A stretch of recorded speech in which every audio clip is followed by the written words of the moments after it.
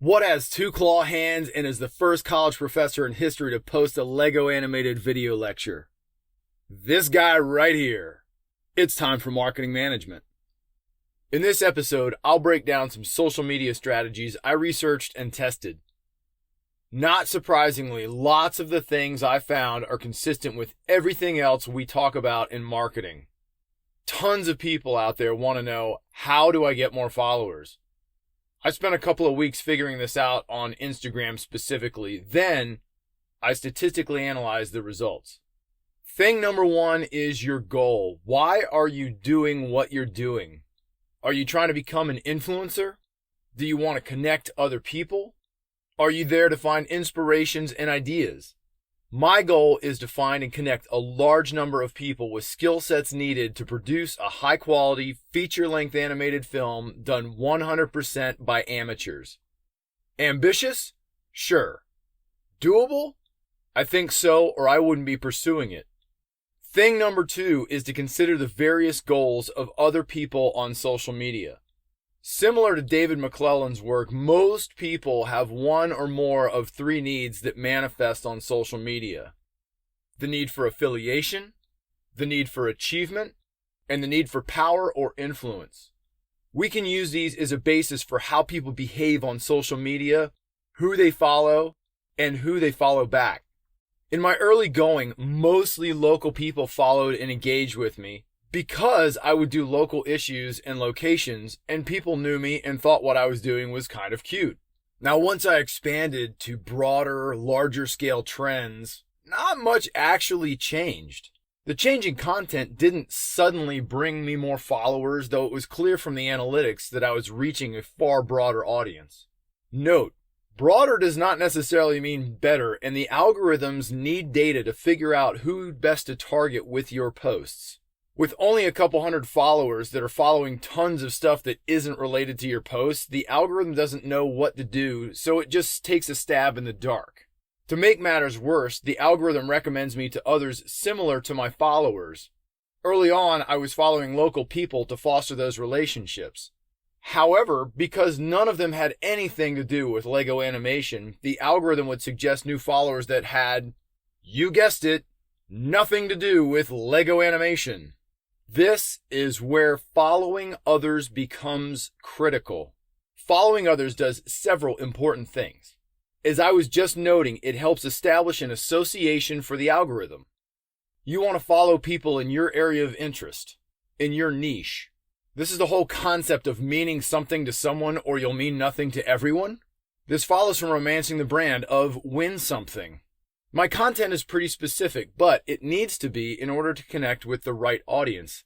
I want to win in Lego animation. To do this, I began searching for and following people interested in Lego on a variety of fronts. Initially, I was very open and followed communities, builders, photographers, humorists, and more. Now, large communities, of course, were unlikely to follow me back, but they were really good for easily locating my target audience. All I had to do was search through their followers. This versus just stabbing around, hoping to find relevant people to follow and be followed back by them. Once I hit 200 followers and was following 260, I analyzed my effectiveness on a number of factors. The number of posts didn't matter at all. And not surprisingly, accounts with higher followership were less likely to follow me back. In fact, no one with over 8,000 followers followed me back at all. In addition, I found value in lopsided accounts, where they followed more people than were following them. This effect was strongest around people who had around 1,000 followers and were following around 1,200 accounts. Conversely, the median for non-followers was over 2,000 followers and following only 500 accounts. Noobs are much more sporadic and just getting established, so it's hard to know what they'll do, and as I've noted, you mean very little to a much more heavily followed account following few people. This likely is due to the achievement need I noted before. These accounts are watching their followership ratio and only feel like they win when that ratio gets bigger and bigger and bigger. Affiliation-focused accounts, however, seem to care more about overall connectedness. Since my goal is connecting people, these accounts fit better with my strategy anyway. Additionally, maintaining a lopsided account by following more accounts than follow you sends a signal about your intentions and your style. It says, hey, I'm an affiliation account rather than a power or influence or achievement account. If you are trying to become a power influence account, you can easily use this strategy early and then unfollow people with thousands of followers, and they'll likely never notice. Something else I do and how I'm able to actually analyze followership is that I keep a customer relationship management or CRM database in Microsoft Excel of those accounts that I follow and who's following me. Beyond just the numbers, I have a column that notes what they post and how that fits within my focus and goals. If they don't fit, I don't follow back. And I block obvious click farm accounts so that the algorithm doesn't perceive those accounts as a fit and give me more. The strategy seems to be working as more Lego-focused accounts are finding and following me first before I follow them. I'm no longer seeing a lot of bots or random people who just post travel or bikini pictures. I also started actively searching and following those who follow key hashtags like Mechabricks, Blender 3D, and Lego Animation.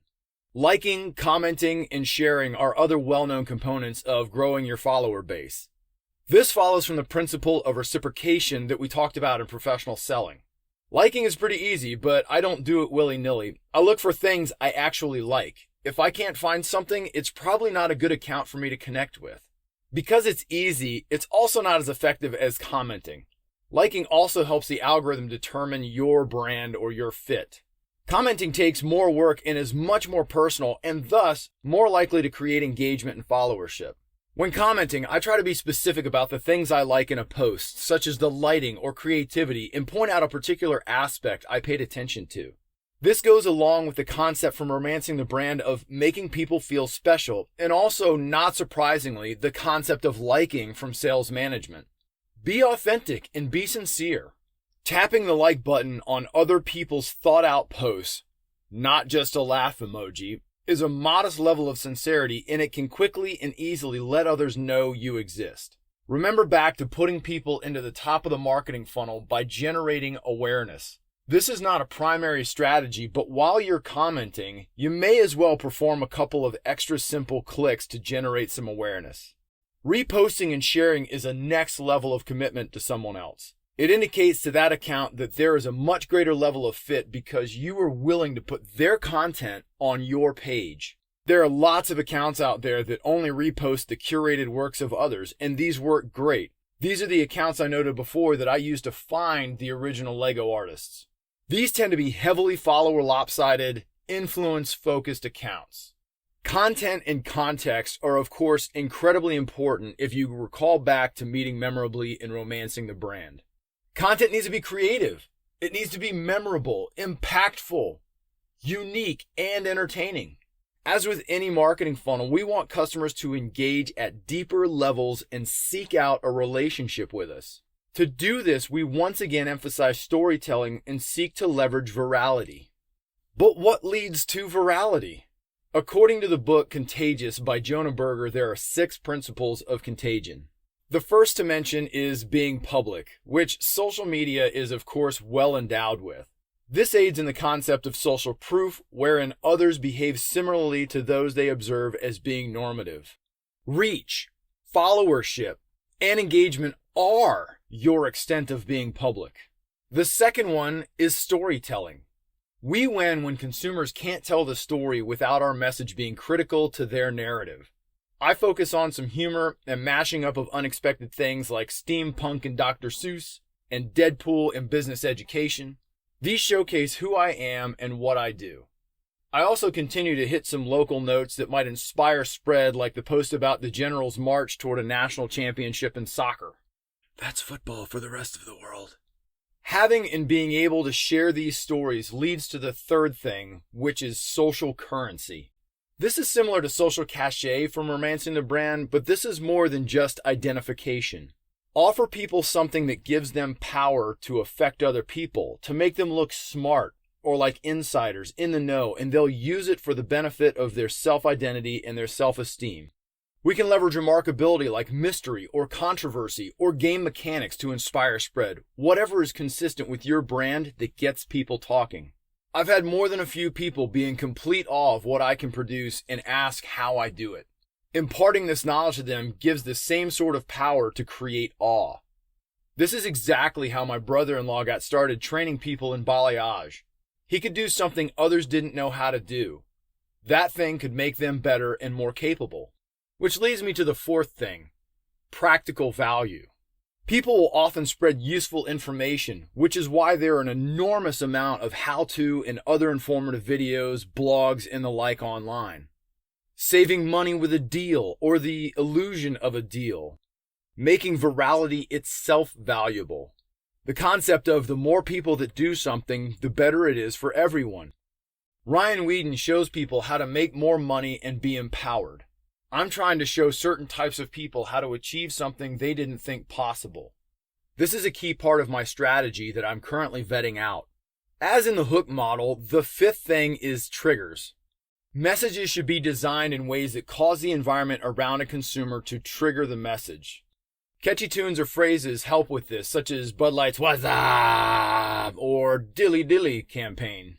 If you can associate your message with coffee, for example, your message comes up frequently in the morning and possibly throughout the rest of the day. Every time someone goes to Starbucks or Dunkin' Donuts, your message comes to mind. My goal is to be triggered every time people think about Lego or 3D animation. Naturally, hashtags help with this as an external trigger that people deliberately follow. When you post, the hashtags identify your content so that those seeking your content will find you. Too many and too diverse hashtags will yield too broad of an audience. Not enough hashtags and you limit your potential reach. Emotion, unsurprisingly, is the sixth thing. Strong feelings inspire action, sharing being one of these. For example, awe is good for inspiring sentiments of, "Dude, you gotta check this out." Not all emotions work, however. Shared anger or frustration work just like happiness and excitement. Sadness, however, diminishes sharing, so be careful of that. People don't want to make other people sad or be sad themselves.